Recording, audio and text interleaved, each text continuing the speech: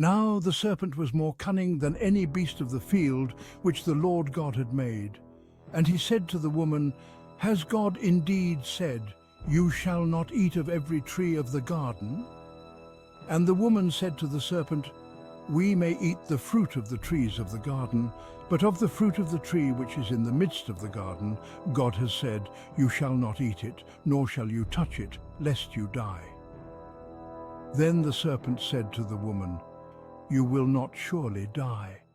For God knows that in the day you eat of it, your eyes will be opened, and you will be like God, knowing good and evil."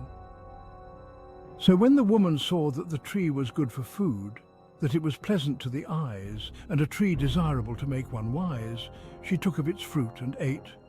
She also gave to her husband with her, and he ate. Then the eyes of both of them were opened, and they knew that they were naked. And they sewed fig leaves together, and made themselves coverings.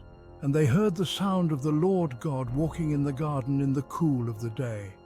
And Adam and his wife hid themselves from the presence of the Lord God among the trees of the garden. Then the Lord God called to Adam and said to him, "Where are you?"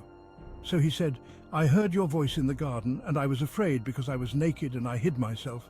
And he said, "Who told you that you were naked? Have you eaten from the tree of which I commanded you that you should not eat?" Then the man said, "The woman whom you gave to be with me, she gave me of the tree, and I ate." And the Lord God said to the woman, "What is this you have done?" The woman said, "The serpent deceived me, and I ate." So the Lord God said to the serpent, "Because you have done this, you are cursed more than all cattle and more than every beast of the field.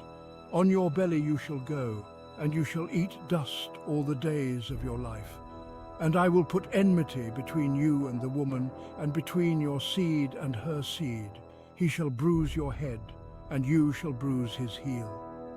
To the woman he said, "I will greatly multiply your sorrow and your conception.